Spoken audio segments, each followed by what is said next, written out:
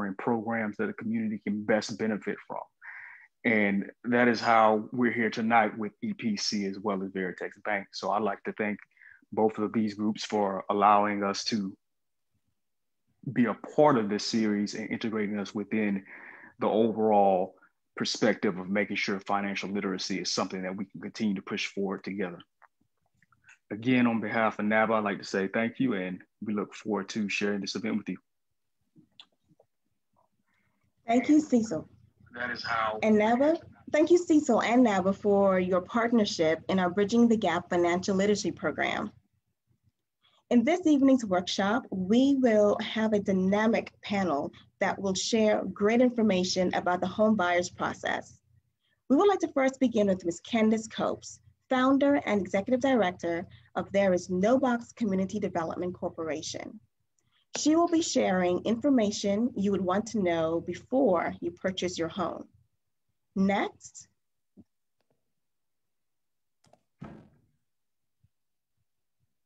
Candace? Thank you, Patrina. Thank you guys so much for the opportunity to speak to the future home buyers on the call. Good evening, future home buyers. Again, my name is Candace Copes, and I am honored to be your presenter for this section of today's agenda, the road to home ownership. Becoming a homeowner, albeit a rewarding transition, can also be overwhelming. However, having prior knowledge of what to expect and who you can count on can both reduce any anxiety or any stress and make the process smoother. Patrina and Emancipation Park have done a great job of putting together a great panel for you guys. I'm very excited to see a lot of my colleagues on the call, so I know you guys are going to be in great hands. We have so much information to cover, so I'll jump right in. One of the most important aspects of the home buying process is your credit worthiness. It is the first thing a bank will look at when determining whether or not they will grant you a mortgage. Before you talk to a lender, it's important to know your numbers, AKA your credit score. This gives you the opportunity to see where you stand ever before a lender pulls your credit. It's important to note that there are 3 national credit bureaus competing to capture, update, and store your credit profile. When pulling your credit, choose a site that will provide you with scores from all 3 bureaus, which are TransUnion, Equifax, and Experian, such as annualcreditreport.com. You may notice variances in the scores as a result of the bureaus each having unique information reported to them about your credit history. Let's discuss what makes up your credit, AKA FICO score. FICO, or Fair Isaac Corporation, is a major analytics software company best known for producing the widely used consumer credit scores in the nation. The major factors used to generate your FICO score are your payment history, which is about 35% of your score. And payment history just refers to whether or not you pay your credit on time. Also your credit, accounts owed. A lot of individuals only think about how they pay their credit, not necessarily how much they owe. This also affects as they want to see how much you owe, which will determine your debt to income ratio. Another factor, which is about 15% of your credit score, is the length of credit history. A general rule of thumb, the longer an individual has had credit, the better their score. The next 10% is for credit mix. Lenders want to see that you can balance credit. So they want to see a variety of credit. And Ahmad is going to do a great job of going over that in greater detail later in the presentation. And lastly is new credit. Have you applied for anything recently? What is the newest account you have? Okay, so these are very important things that we want to know ever before we ever talk to a mortgage lender. Just as important as knowing your numbers is knowing what it takes to qualify for a home loan, AKA a mortgage.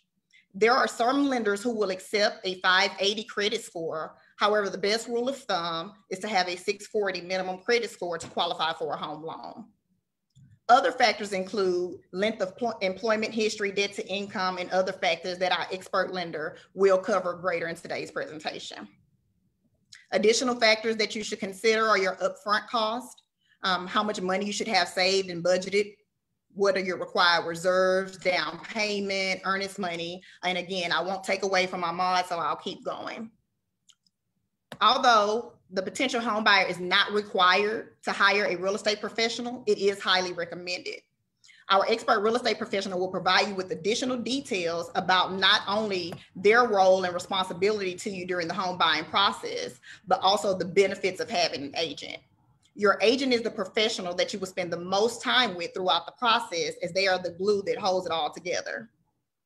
I won't take up much of your time as we have so many professionals on the call, but it's very important to know what you need to qualify for prior to speaking to a lender. And so I want to take this time to answer any questions about needs versus wants, budgeting, or ways that you can make sure that you have what you need prior to starting the home buying process. And with that, Patrina, if there are no questions, I'll turn it back over to you. Yes, thank you, Candace. We will hold all of our questions until the end of the session. So please start jotting your questions down, and so that at the end, you make sure that you don't forget the questions you want to ask our panel. Next, I would like to introduce. Next, we're going to explore information about your finances in preparation for purchasing your home with Mr. Ahmad Steele, mortgage broker with Blackstone Mortgage. Yes, pleased to be with you guys. All right. Very nice.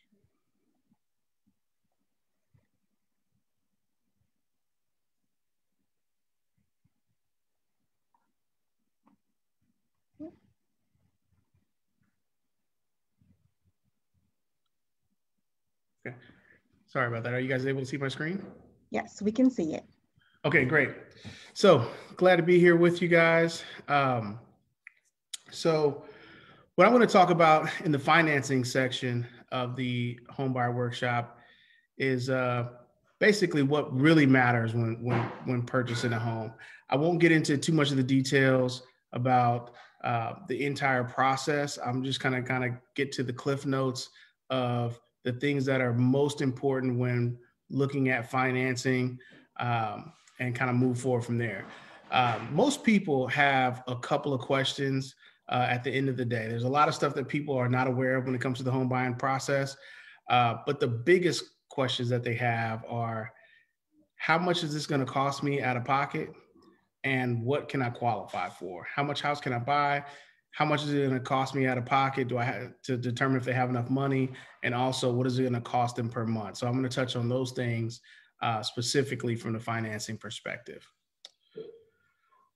So first, I'm going to talk about low down payment options. There's multiple types of loans, and each different type of loan has a different amount of down payment that's associated with that loan. One of my favorites is VA loans. VA loans are something that a lot of people do not take advantage of, even though they may be eligible. In order to be eligible for a VA loan, you do have to have either been in the military or be married to someone that has been in the military reserves or National Guard. But by far, VA loans, in my opinion, are the absolute best loan product on the market. The reason for that is because they require no money down, and they also have no mortgage insurance. If you're not familiar with the term mortgage insurance, just to dive into that quickly, mortgage insurance is not the hazard insurance, which is your typical homeowner's insurance in case your house burns down or a pipe breaks or something like that. That's not what mortgage insurance is. Mortgage insurance is actually an insurance that's put in place in case you were to default on the loan. The top 20% of your loan will be paid off to your lien holder to basically lessen the blow for them. Long story short, mortgage insurance does absolutely nothing for you as the home buyer, but it is something that you have to pay for. So if there's an opportunity to eliminate mortgage insurance or reduce mortgage insurance, you always want to make sure that you do that whenever you get the opportunity to do so. So VA loans, like I said, are one of my absolute favorites, and in my opinion, the best loan product on the market if you qualify for it, because it requires no down payment and it has no mortgage insurance, and the rates are really, really competitive as well. Another way to get into a property with very little money out of pocket is USDA loans. USDA loans also require zero down payment. They do have mortgage insurance, but it is the lowest mortgage insurance on the market. It's very, very low. Now, USDA loans do have some qualifications. There is an income limit on USDA loans, and the property does have to be located in an area that qualifies for USDA loans. Typically, these are rural areas or more of your rural areas.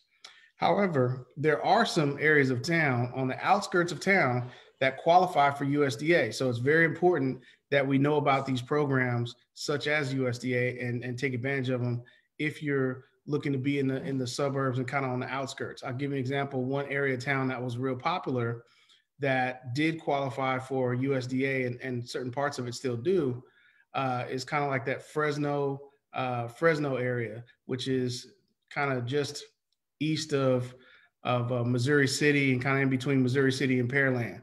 That area out there grew quite a bit over the last 10, 15 years. And for the majority of that time, the majority of that area qualified for USDA financing. Now, a lot of it doesn't. However, Rosharon, which is right next to it and in between Missouri City and Pearland, if you will, also qualifies for USDA now, and people should take advantage of it, when the opportunity is there to do that. So there are other areas around, just using that as an example of an area that's not so far out that it's truly rural, but you can take advantage of programs like USDA to help you save on down payment and keep your money in your pocket. The next one would be FHA. So FHA, most people have heard of.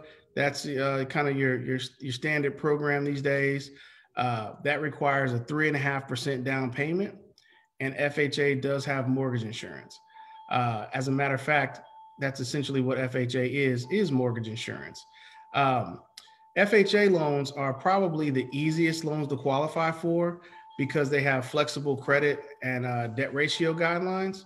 So as was mentioned earlier, they will go down to a 580 credit score on FHA loans. You can have a little bit higher debt ratio, as high as 50, 55% sometimes, depending on what your credit looks like on FHA loans. So you always want to keep FHA loans in the mix, particularly if you do have some credit issues. Now, last but not least will be conventional loans. Conventional loans, a lot of people make the mistake of believing that you have to put 20% down on a conventional loan. That is so not true. You can put anywhere between 3 to 5% down and get a conventional loan. Now, excuse me, if you do put down 20%, you do not have to have mortgage insurance if you put down 20%. One of the key things about that 20% mark with conventional loans that differentiates it from any of the previous three is that if you put down 20% on a conventional loan, not only do you not have mortgage insurance, but you also can waive your escrows if you choose to, which means you can choose to pay your taxes and insurance separately from your house note. So that's another way to do it. But the 3 to 5% down does require you to escrow your taxes and insurance, and it does have mortgage insurance, but it is a overall pretty low down payment amount of 5% or less. The next thing we want to talk about is sources of down payment. This is a big deal, particularly for first-time home buyers, particularly for a lot of us in our community. Coming up with sources of down payment is a big, big deal. Now, everybody's heard of, down payment assistance, and a lot of times that's what people want to hear about first. So I will talk about down payment assistance. However, it will be the last of the sources of down payment that I will talk about because I want to get into that one a little bit more than the others. But the first one is personal savings. Personal savings is pretty self-explanatory. If you've saved up some money, you can use that for your down payment. That's probably the most common form of down payment is through personal savings. The next one, and probably the second most popular form of source of down payment where you can get money from that I'm seeing these days is 401k. A lot of our clients these days are drawing from their 401k and using that for their down payment and keeping their liquid cash in hand. The reason for that is you can draw from your 401k without penalty for the purposes of purchasing a home. This is very, very, very common these days. So if you do have a 401k and you don't have, a ton of liquid money that you have saved, that's okay. You can use that 401k for your down payment. So that's a great way to do it.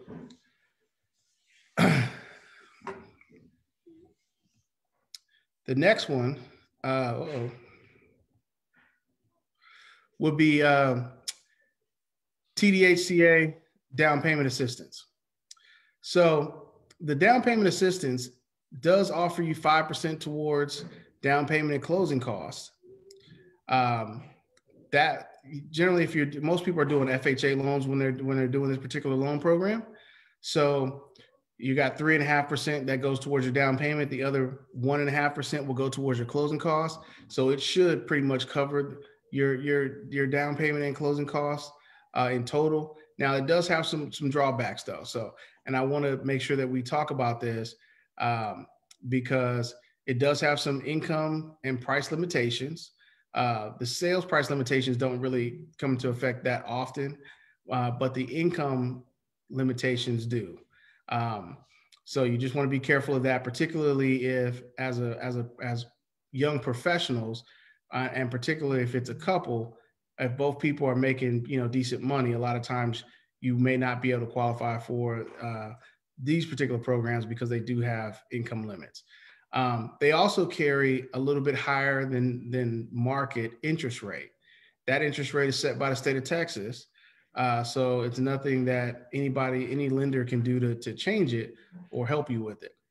One thing I will say is due to higher interest rates, these loans in particular typically will cost you more over the long run than some of the other options mentioned previously. So although down payment assistance options are great, I do want to make sure that everybody knows that that money's not free. And like I said, it does come with a higher interest rate, and over time, it may cost you a little bit more than what the other options may cost you. Last but not least, everybody wants to know, well, how much can I afford? And a quick way to estimate that is by taking 35% of your gross monthly income, figure out whatever that number is, 35% of your gross monthly income, and then multiply that by 100. The example to that is if you make $7,000 a month, whether that's you personally or whether that's you and your spouse, but let's just say 7,000 is the number. Multiply that by 35%, you come up with $2,450. Multiply that by 100, you come up with $245,000. That's just a real loose estimate. By no means is that meant to be an exact approval amount, but it gives you just kind of a quick ballpark estimate to understand what your buying power may be based on, what your income is. Now, obviously, depending on how much debt you may have, car notes, student loans, et cetera, that number could go up or down. In today's day and time as well, with the interest rates being as low as they are, it's probably the best time to buy right now because your buying power is at its highest. It's absolute highest it probably will ever be in your adult life, because hopefully we'll never see the interest rates this low again. Because the reality is when interest rates are this low, it's great for the home buyers right now, but the reality is it's terrible for the economy. So with that being said, your buying power right now is probably, instead of multiplying that number by 100, you could probably multiply it by about 120, which will in this scenario would take your buying power up close, just under 300,000, probably be like 290 or so. So just wanted to give you guys that quick tip. So when you're trying to figure out how much you can afford, you have a quick way to just get an estimate on it. So I won't, like I said, take up too much of your time. I know we only have like 15 minutes, so I'll let it move on to the next person. But when we get to the questions and answers at the end, if anybody has any further questions, I can dive into more detail.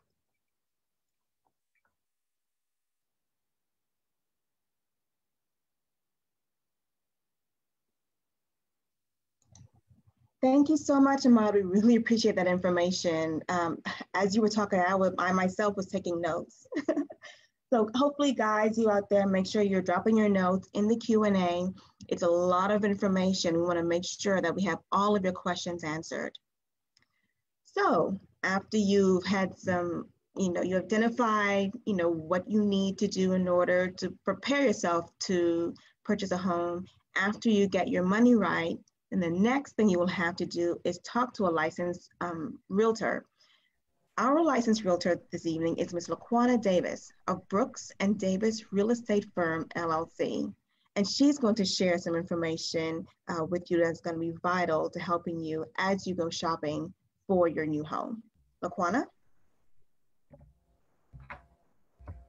Thank you, Ms. Patrina. Appreciate that. Hello, everybody. Thanks for having me here. I'm excited to be speaking with you guys today. I am Laquana Davis, realtor with Brooks and Davis Real Estate Firm, and basically just here to give you guys some insight on the benefits and us as realtors, what we're here for. And eventually, we are here to service you guys. First-time home buyers, we're here to manage and educate you guys through the home buying process. And what that looks like when you get ready to thinking about buying, the first thing you do is go and start looking for homes, right? But the first thing you're going to do is call a realtor to figure out to get that information on the home. But what we're going to do is we're going to sit you down, and then we're going to let you know, hey, where are you in this process?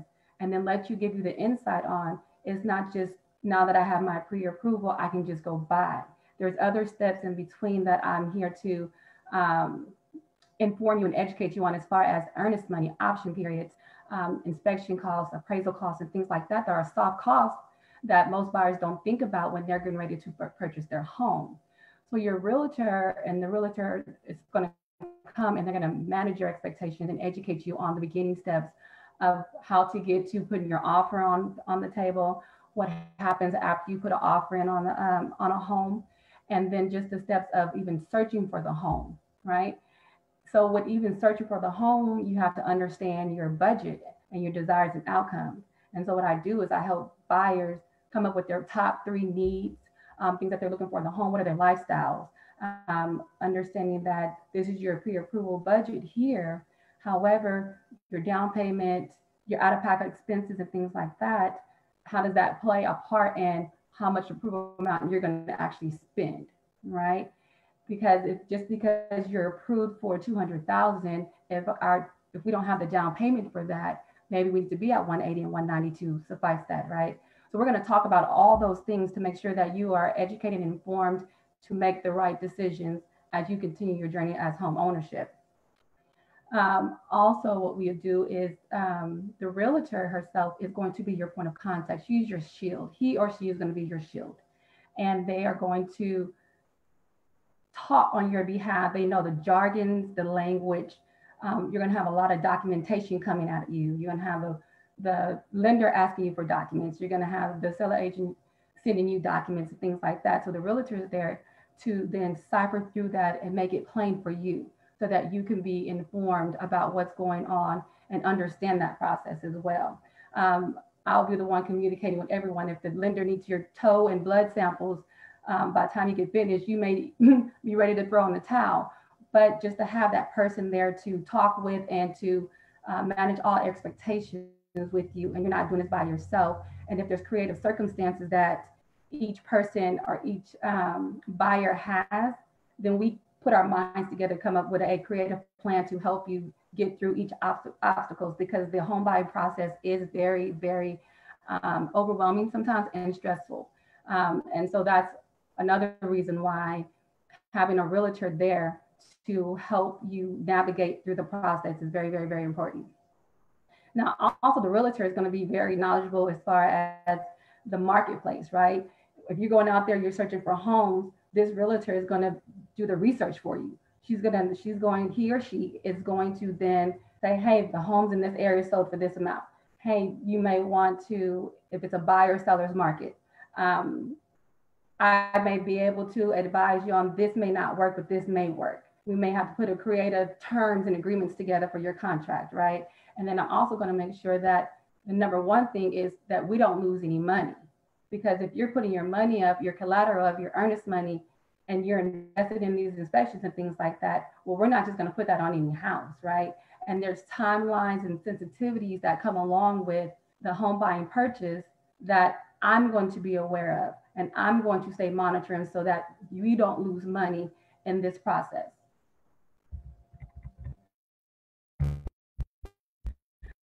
So as your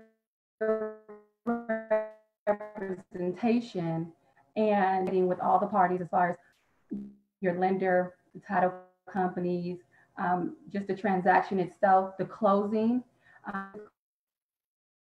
preparing for closing. A lot of buyers don't know that the down payment is different from the closing cost, right? And so we just sit down and we strategize, and before we even get to that point, sometimes we become action plans if you do have credit issues, so if you ever think that it's not necessary to have a realtor, it is wise to have one, because their expertise and their knowledge and being able to break that down for you so that you can be successful in this process is very, very, very, very, very important. So I hope that I was able to say something tonight that just resonated with you guys. And if you guys have any further questions, I'm going to answer them at the end. And thank you guys for having me. Ms. Patrina. Thank you so much, Aquana. We really appreciate that information. Next, we're going to hear from Mr. Lacey Lewis. He's a builder with Central Homes. He will share some amazing tips for new construction homes. With Mr. Lewis? Yes, good evening, and thank you all for having me. I guess so. I just wanted to go over a few tips from my experience that I feel will kind of benefit or help the first-time home buyer if you're considering purchasing a new home. All right, so the first thing I wanted to talk about was, hold on. Where is who has this slide? Okay. All right. Excuse me 1 second. It's not going to the next slide. Can you guys hear me? Okay. All right. So the first thing, if you're going to consider purchasing a new home, I think one of the one good thing to do is to talk with realtors who have worked with the builder that you are considering purchasing a home from. And the one thing you can do is ask your agent to pull a few homes from the builder that they've sold in the past few months, and contact the real estate agent so that you can find out what their experience was with when they work with the builder, because all builders are not created the same. And this will help you better gauge what type builder that you want to work with or possibly work with. The next thing to, I think, is ask, does the builder or the HOA allow investor buyers? Because this is an investment that you're probably the biggest investment that you will make. And it's very important to protect that investment. So some builders will allow investors to purchase homes, and then you kind of get into a mixture of residential owners with renters, and sometimes that could possibly affect the value appreciation of your home.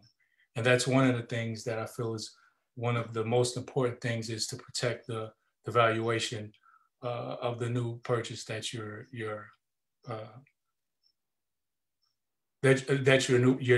home. I'm sorry.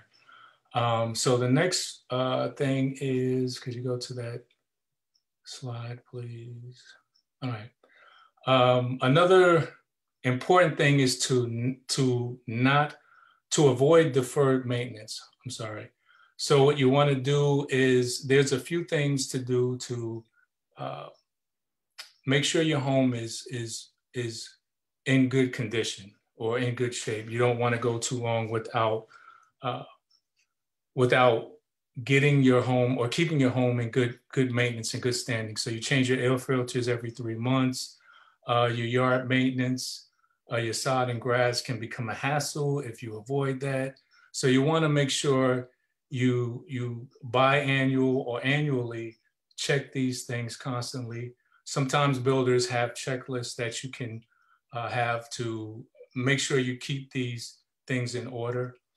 Your annual roof inspection is another thing that can help keep the maintenance going on your roof, to make sure. Hold on, please. Yeah, you might want to check your roofing to make sure everything is to keep that inspected annually. I'm sorry. The next thing I feel is important is the rodent and pest inspection. Having a new home serviced as soon as possible to seal any openings that may allow rodents or insects to enter your home.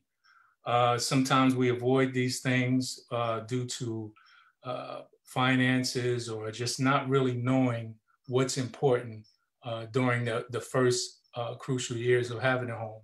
So that's one of the things that's another thing that can help keep the value and keep these things going. The next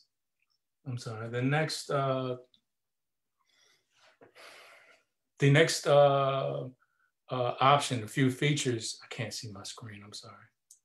A few features that will help with resale. Again, this is an investment for the buyer. So you want to make sure, again, that whatever you do for your home and to your home is to make sure you keep up the maintenance on it. So rain gutters is a good feature that helps with resale. They divert water from the foundation outline of the home. This will help minimize any shifting with the home's foundation.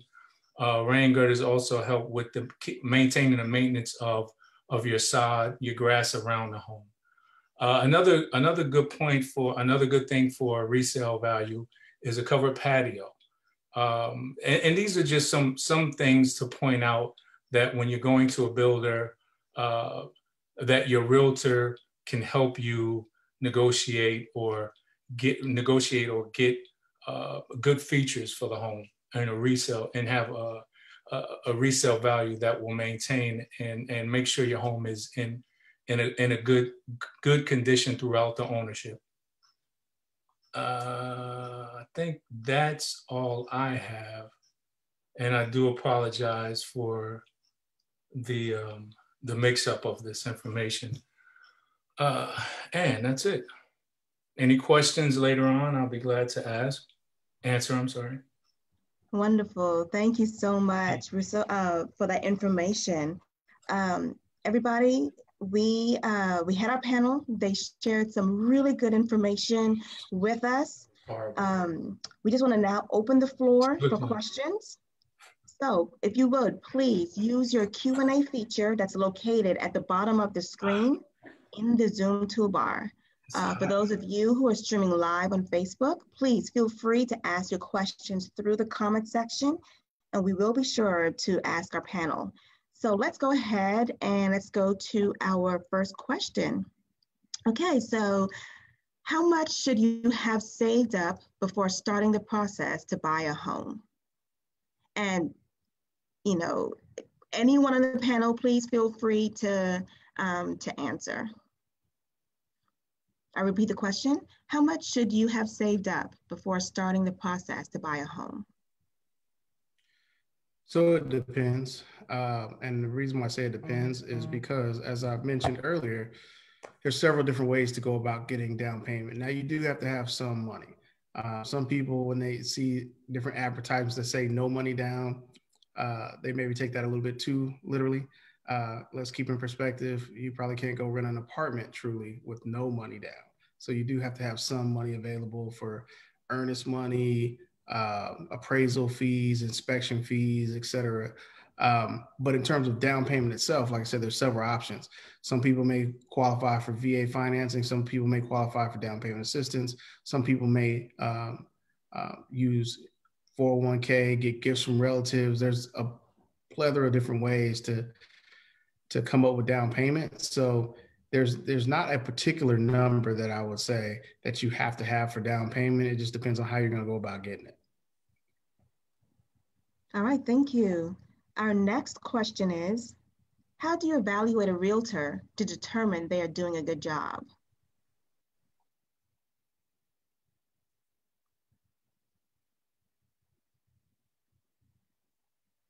Anybody?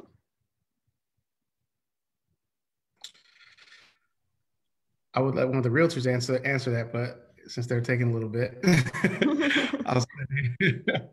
I'll say number one, the first thing I would look to is somebody that you're comfortable with. One, you after you've gotten past the basics of making sure that the person that you're potentially working with has some experience, has you know, you don't want to be their first, second, or third transaction where they're still trying to figure out the business, and you know, you end up kind of being the guinea pig.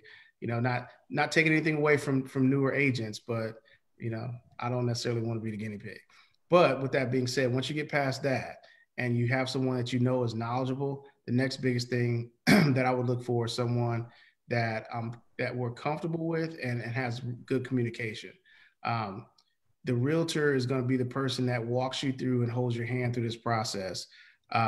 Even though, you know, at the end of the day, you're going to get the money from a company like myself, but they're going to walk you through every single step, from the inspections to, you know, negotiating the contract, all of those things. That's going to be your realtor walking hand in hand with you. So you got to be in great communication with that realtor. You got to feel like you can trust that realtor. You got to feel like they have your best interest in mind. Now, with that being said, a realtor that has your best interest in mind is not a realtor that necessarily tells you everything that you want to hear. It's a realtor that also tells you some of the things that you may not be aware of and you may need to hear during the loan process or during the home buying process. As an example, right now is a seller's market. If you're trying to get a house and you've been watching a lot of HGTV and you think you can go in and lowball everybody on all the houses, you can do that, but it would be very difficult for you to get the house that you're actually looking for. So your realtor has got to coach you through, here's an opportunity for us to get a good deal, but here's also what's more important. We also have to be able to actually get the house, because depending on the price range that you're in, it could be very, very, very competitive with multiple offers, and you could be taking yourself out of contention unknowingly. And that's where you need the guidance of a professional like that to really walk you through that. So, and in order to take that information, you have to be able to trust the person that's giving it to you, because it may not be what you want to hear. If you're a person like me, I'm trying to get a great deal on every house.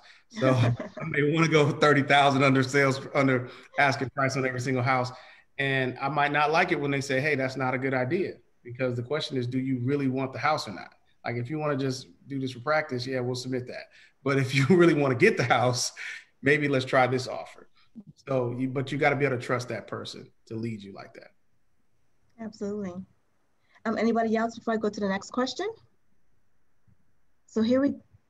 I just want to piggyback a little bit. I lost connection, so thank you, Mr. Mott. All right, here we go. So the next question, how do you factor in student loans when assessing how much home you can afford? That just real quick, he did hit it on the nose.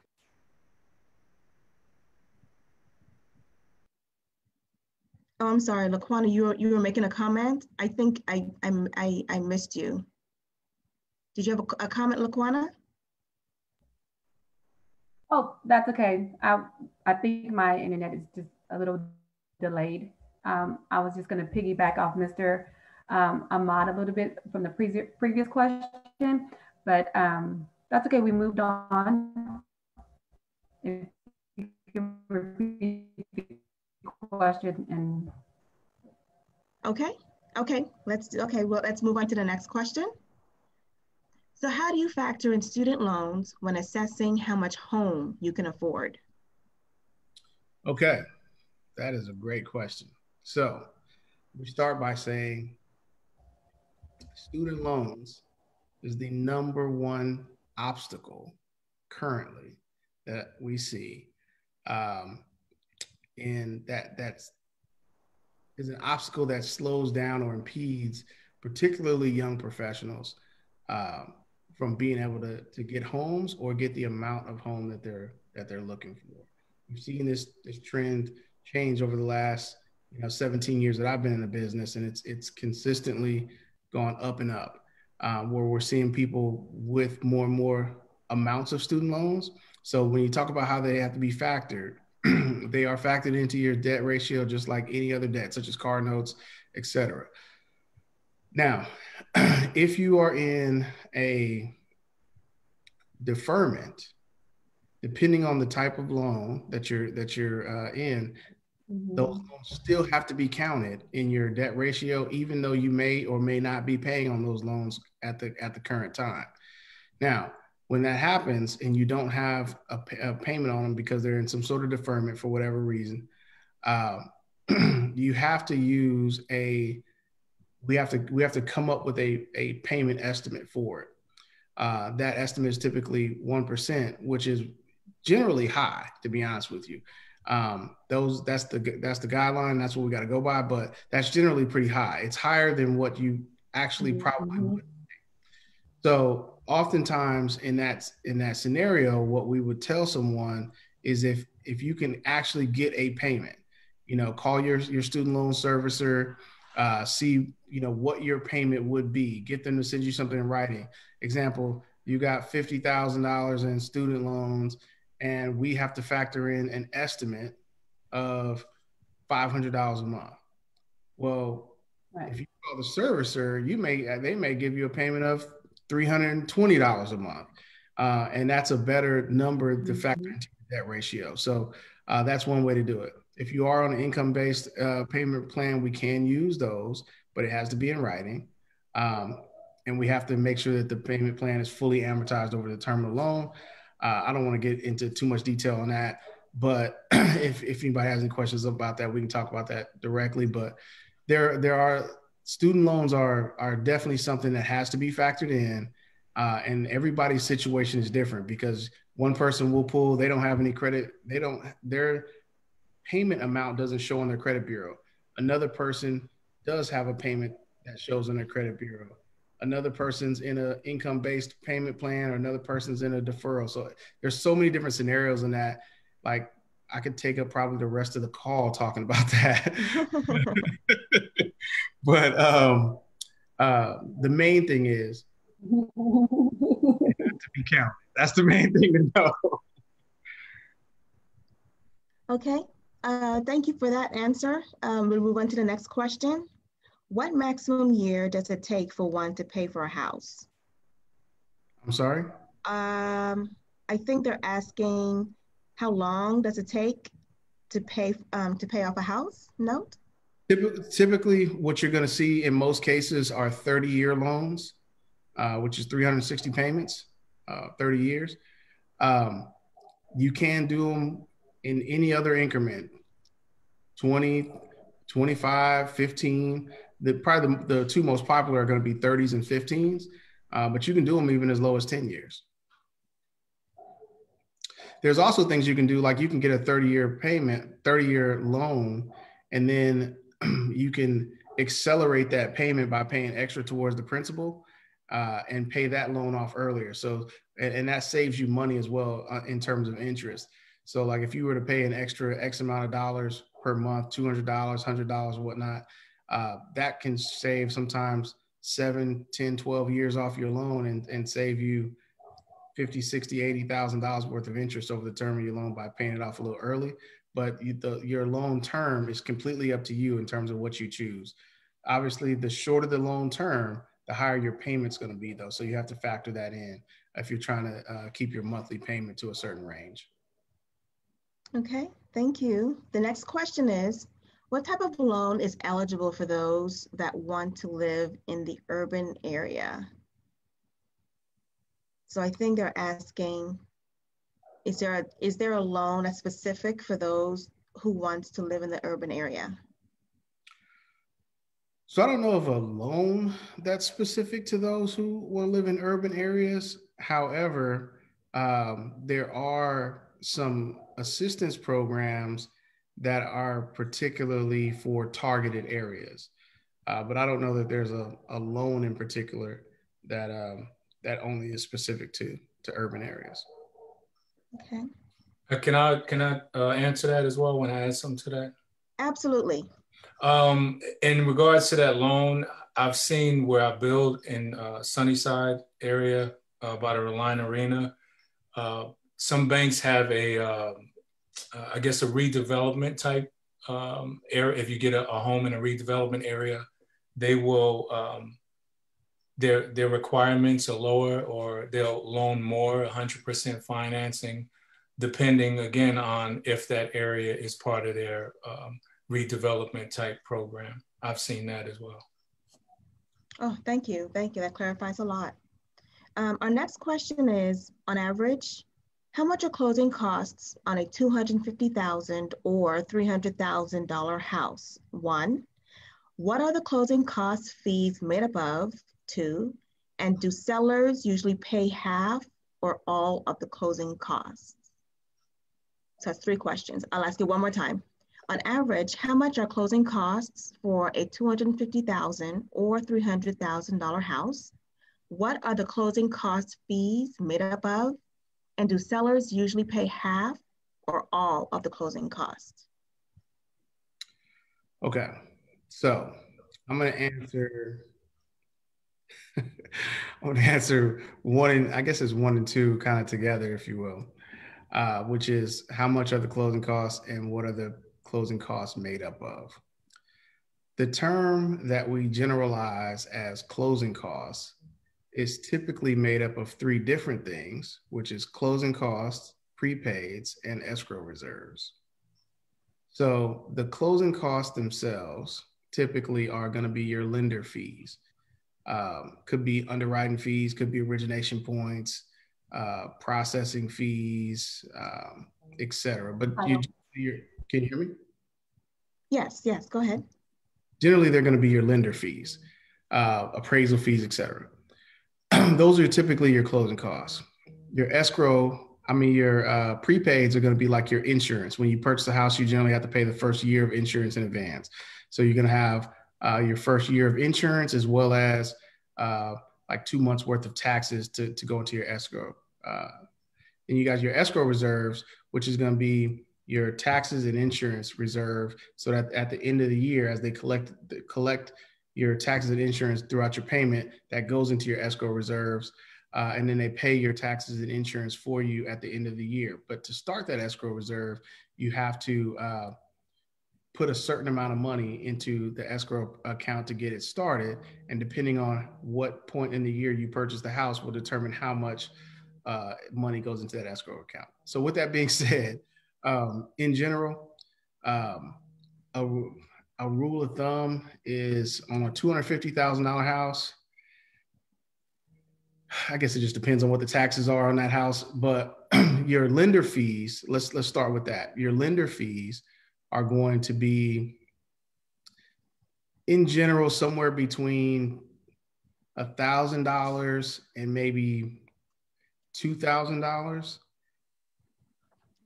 exclusive of the origination or discount fee if you're buying down your rate. So just your typical lender fees themselves, depending on which lender, are going to be somewhere between $1,000 and $2,000. Now, in addition to that, some people may charge a discount point or an origination fee if you're buying down your rate to get a lower rate. Then you have your prepaids. A good estimate for that, like I told you, your prepaids is your first year of insurance. A good estimate for that is going to probably be somewhere around 1% of your loan amount may be what your first year of insurance costs. So $250,000 house, your insurance policy for the year may cost you about $2,500. Could be a little bit less, could be a little bit more, depending on several factors, whether it's a new house or a pre-existing house, just your credit profile, several factors. But that's an estimate. And then you can have your tax and insurance, which is probably going to be 2 months worth of taxes, 2 months worth of taxes, 3 months worth of insurance. So your taxes, by the way, a good rule of thumb to estimate your taxes is 3% of the sales price. So as an example, on a $250,000 house, your taxes on that house are probably going to be about $7,500 a month. So if you took that $7,500, you divided that by 12, then you would multiply that by 3. That would need to go into the escrow. Same thing with the insurance. As I just told you, that's probably $2,500 a month, and then you divide that by 12. And then take that number and multiply it by 2. So that's kind of how you figure that out. Long story short, I'd guess that number, I don't have a calculator right in front of me, but I guess that number is probably, I don't know, somewhere around $5 or $6 grand. And can I have someone to answer the third part of that question? Do sellers usually pay half or all of the closing costs? Just like when you go to a swap meet, everything's negotiable. Yes, everything is negotiable. What we've been seeing here lately, just in the marketplace, I try to manage the expectations of my buyers. Yes, we're going to always ask. However, when negotiating and knowing the marketplace, and you see the trends of being a seller market, you have to be prepared for the seller not to pay your closing costs. Now, when you're doing new builds and things of that nature, there's always incentives and things like that they are offering that can go towards your closing costs. So in all, it is case-by-case situations, depending on how many multiple offers it is, or if whatever's going on with that particular offer itself. But just to come and say that it's a must that a seller pays closing costs, it's not. Thank you. All right, we have another question. What if you don't have credit? Can you use paying a cable or cell phone bill as a source of payment history? So yes, you can typically use alternative credit, but here's the caveat to that. There's a difference between having no credit and having bad credit. You cannot use alternative credit to supplement bad credit, but you can use alternative credit if you have no credit, i.e., like you literally don't have any credit. You can technically do an FHA loan with, by us using your gas bill, your cell phone bill, your water bill, or whatever else, a couple of bills that you pay to build you some trade lines. Now, in 2020, if you're 30 years old and have no credit, I can tell you the underwriter is going to look at that real tough, because the likelihood that a person is 30 years old and has no credit in 2020 is unlikely. So they're going to take a real hard look at that. But if that's the case, then technically you can. Okay. What are the pros and cons of a VA and USDA loan? Both have no down payment requirement. Both have either no mortgage insurance or very low mortgage insurance in the form of a USDA loan, having very low mortgage insurance. Those are the two biggest pros of them. I don't know any cons for the VA loan. Like I said, that's to me the best loan on the market by far. Even if you're doing a jumbo loan, VA jumbos are the best jumbo loans on the market. Not even close. Now USDA, the con to USDA will be location, because you can't just use a USDA loan anywhere you want to. The property itself. So not only you as the buyer have to qualify for it, because you have to fit within the income ranges, but then also the property itself has to be located in an area that also qualifies for USDA. So that would be the only drawback. Is a little bit more. There's a couple more moving parts that make it a little bit more to it. But other than that, I can't think of any real drawbacks. Okay. We did have a question on whether or not the PowerPoint presentations will be shared with the attendees, and the answer is yes. We will email a copy of them to everyone who has participated on the call this evening. Our next question: are there any first-time home buyer programs, and can you typically use them if your spouse owns a home? Yes, there are first-time home buyer programs, and yes, depending on, so it depends on the program. Each program has its own guidelines.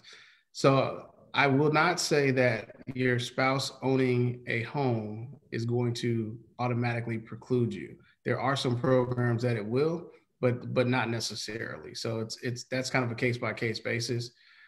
You could have even owned a home previously, depending on the situation. Like if you were a displaced divorcee or something like that, there are exceptions to get around things like that. So it really just depends on what the situation is. I would say talk to your mortgage person, talk to your realtor one-on-one on those scenarios, and they can get more into the specific details for your scenario. Thank you. Our next question: are there still programs available for teachers to receive low or no down payment? Yes, there are. There are a couple of teacher programs out there that provide down payment assistance and or closing cost assistance. So absolutely, there are some programs out there for teachers. And I have another question similar to that one, but for the builders. Are there programs for first-time buyers who would like to build rather than purchase an existing home? That's still going to kind of apply to the mortgage side. The loan officer will be able to tell if there's a program for first-time home buyers, but to build, I'm not exactly sure. I haven't seen any new construction first-time home buyers. Maybe Mr. Steele can answer that. So let me make sure I understand the question, because I'm not 100% sure if I understand the context. When you ask, is there a program for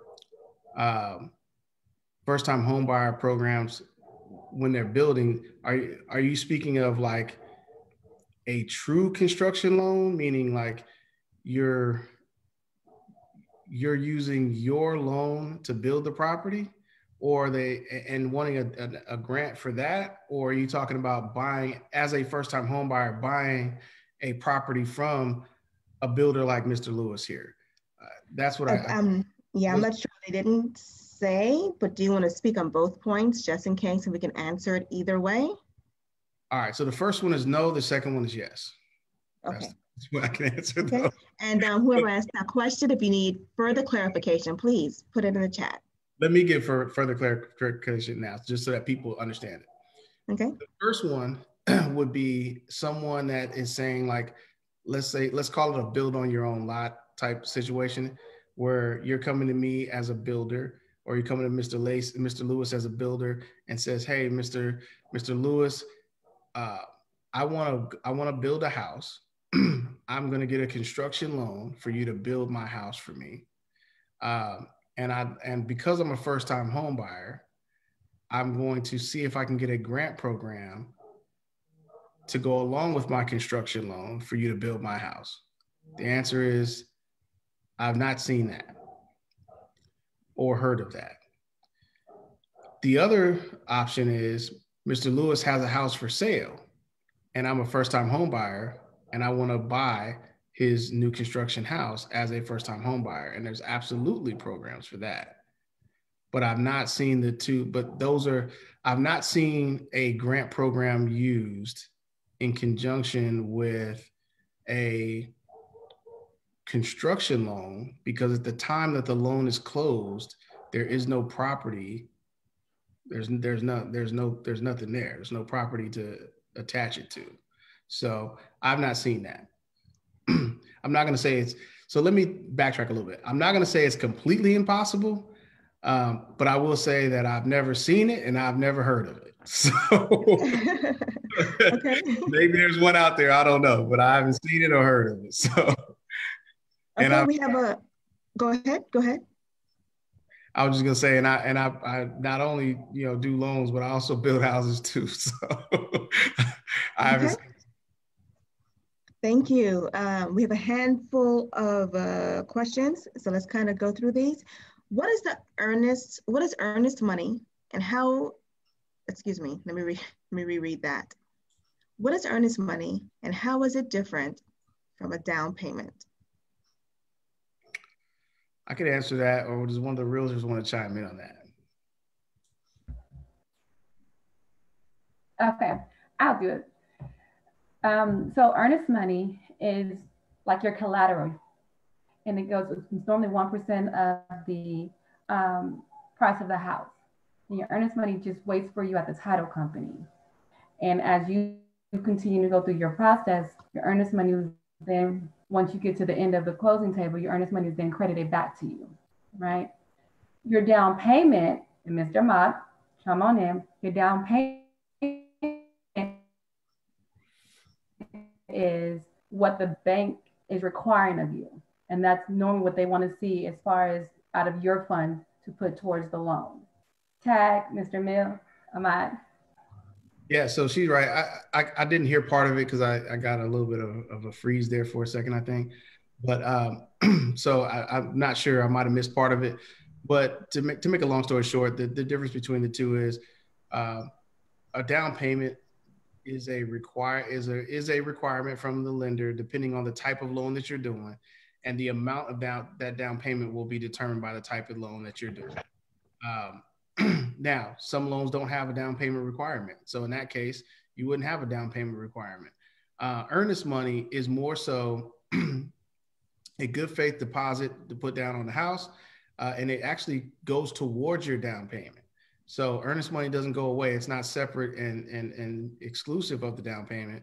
That earnest money, if you put $1,000 in earnest money on the house, that actually goes towards your down payment when it comes time for closing. So your down payment will be lessened by the $1,000 or whatever it was that you put up in earnest money. Perfect. Thank you.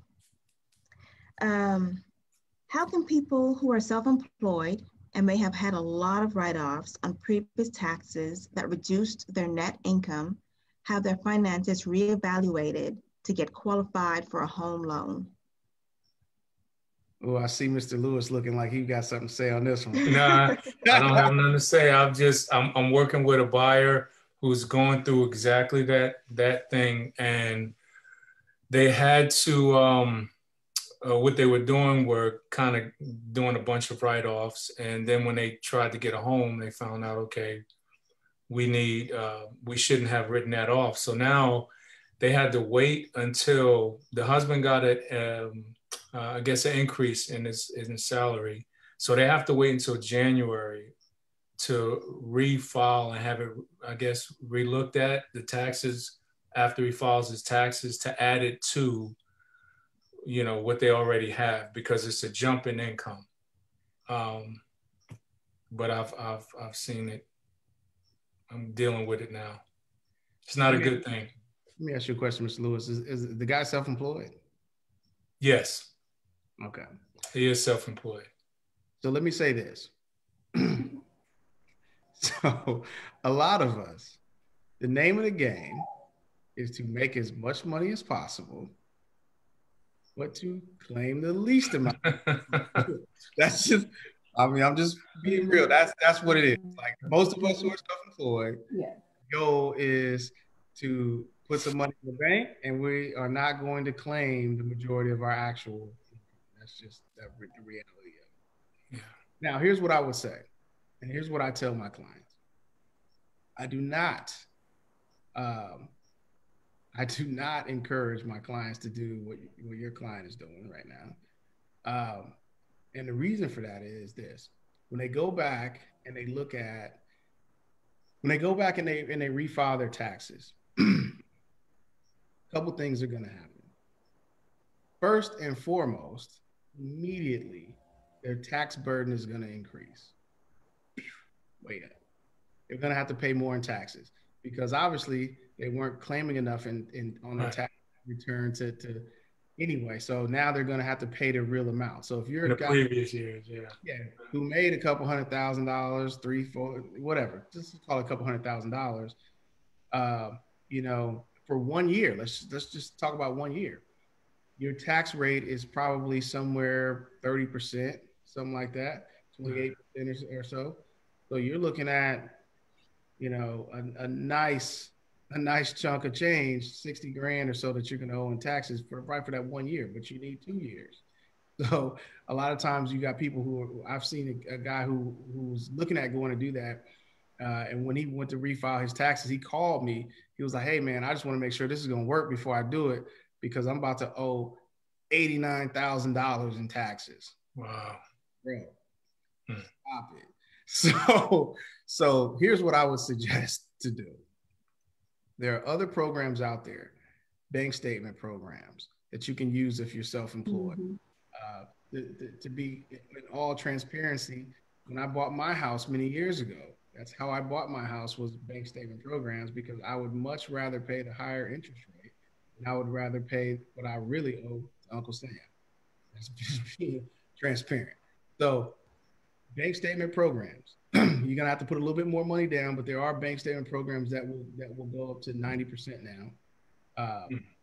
But with that being said, it's much better to pay a little bit higher interest than pay, if it's gonna cost me, let's say $200 or more a month in interest, or I can pay $60,000 to the IRS.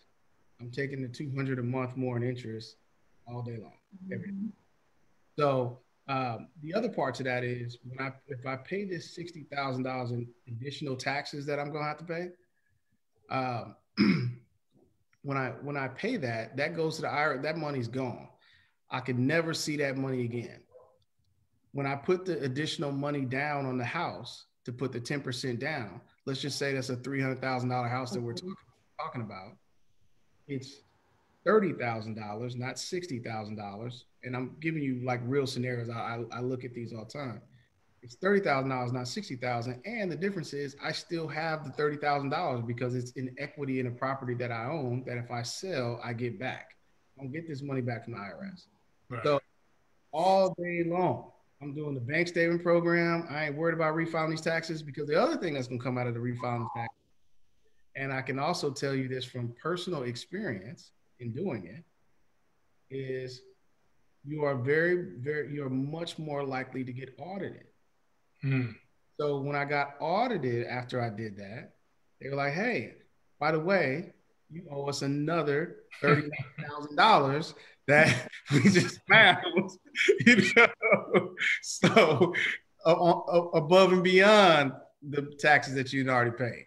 So, man, don't even get me started on this. Like, yeah, there are some ways for self-employed people to get around it, but I would not suggest doing it that way, because you're going to spend more money in taxes, and then it's a red flag to the IRS officers when you go back and you increase the income like that. Because here's one thing they know: nobody increases income to pay more taxes unless there's a really good reason.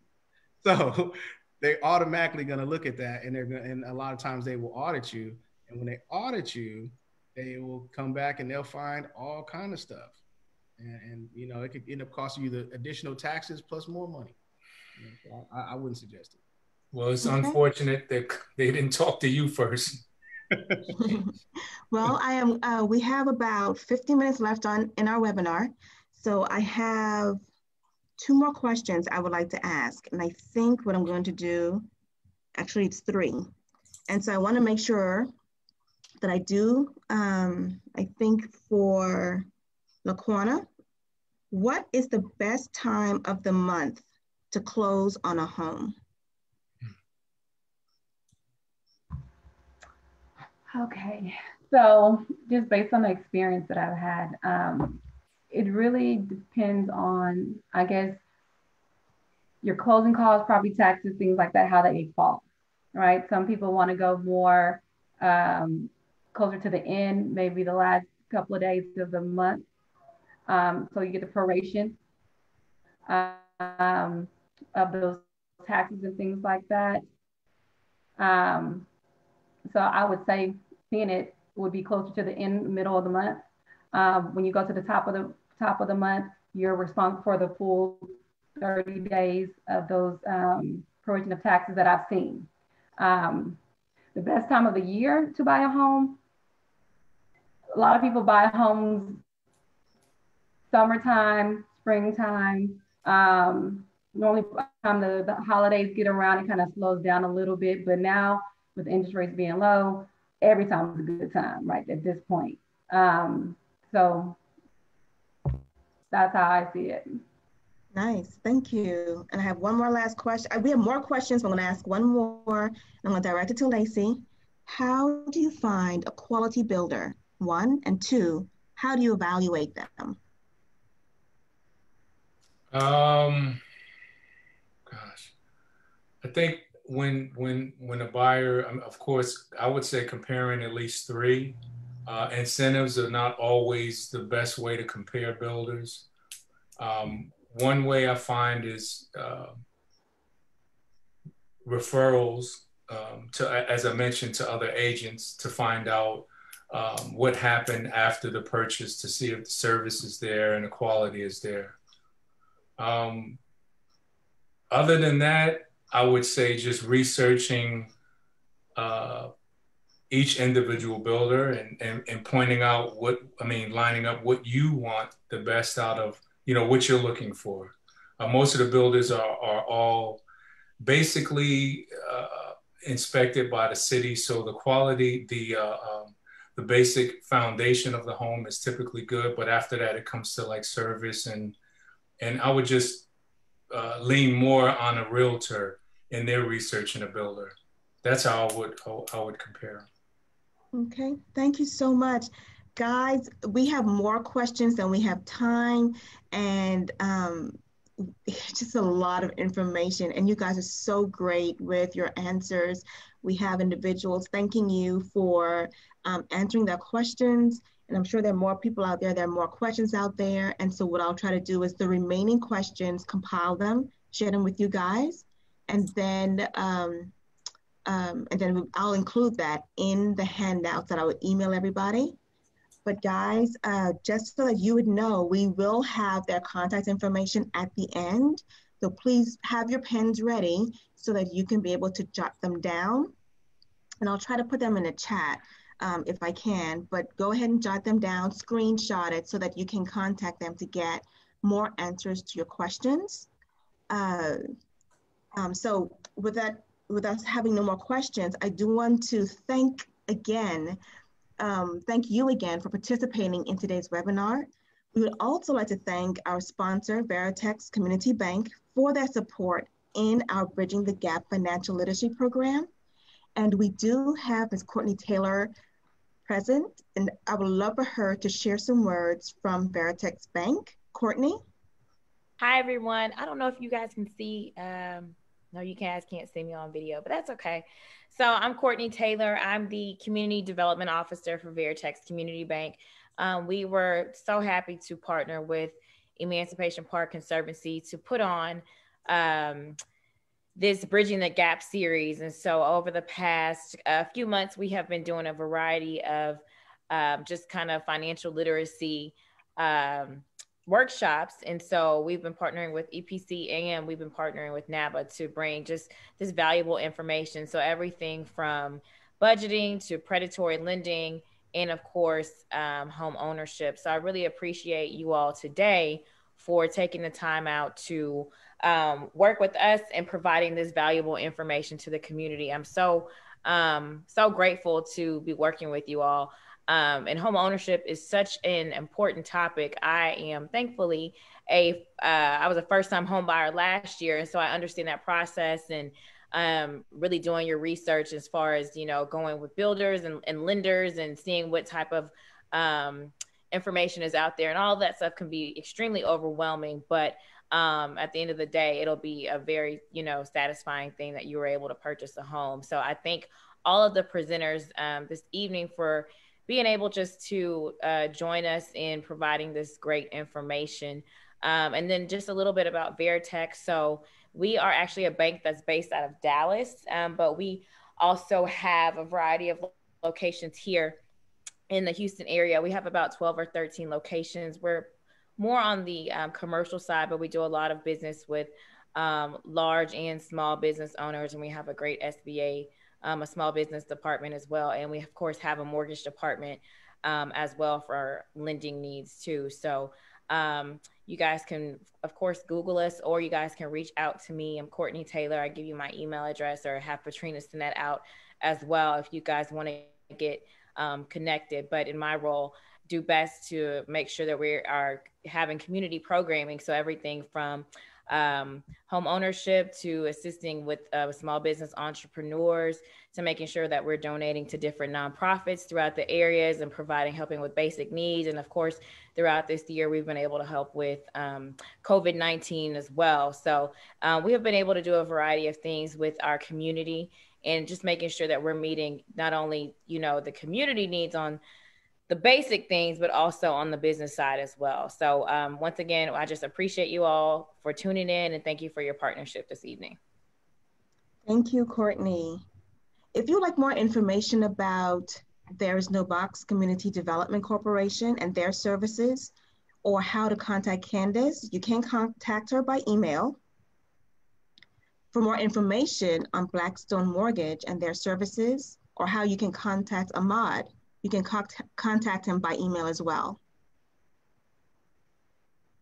For more information on Brooks and Davis Real Estate Firm and their services, or how on their services, or how you can contact LaQuana, you can contact her by email or by phone.